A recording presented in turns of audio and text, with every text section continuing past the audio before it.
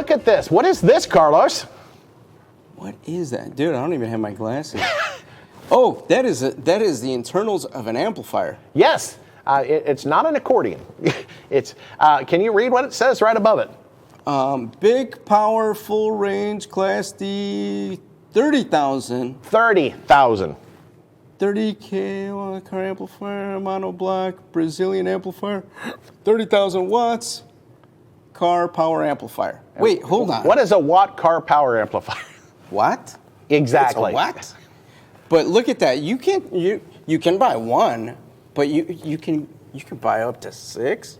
Well, in fact, if you look at it, see if I can read that. You know, if you buy 100 of them, the price drops $40 a piece. That's a deal. So, you know, because they're probably going to blow up. You're going to go through one about every trip. So go ahead and buy 100 of them. Yeah, I'd love to see that warranty policy too. Yeah, what warranty policy? Right. Taillight warranty? Yeah, it's if that.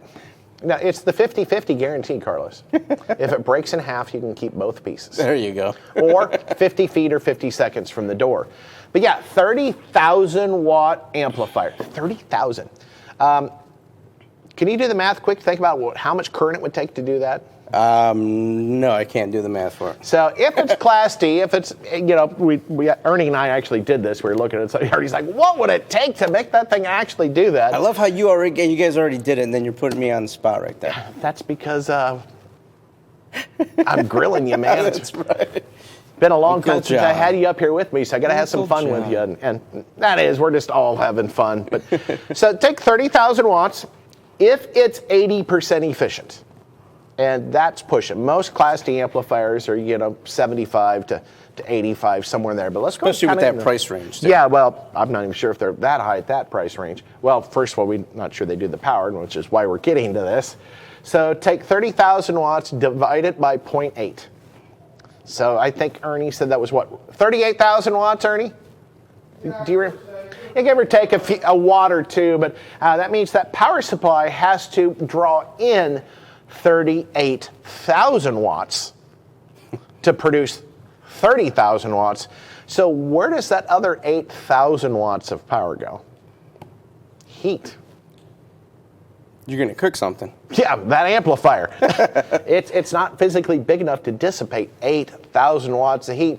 Now let's talk about power requirements. And you know, you look at Steve Barber and Drew Jones, and a lot of these guys out there that are doing these absolutely huge systems. And of course, you can't forget good old Clippo.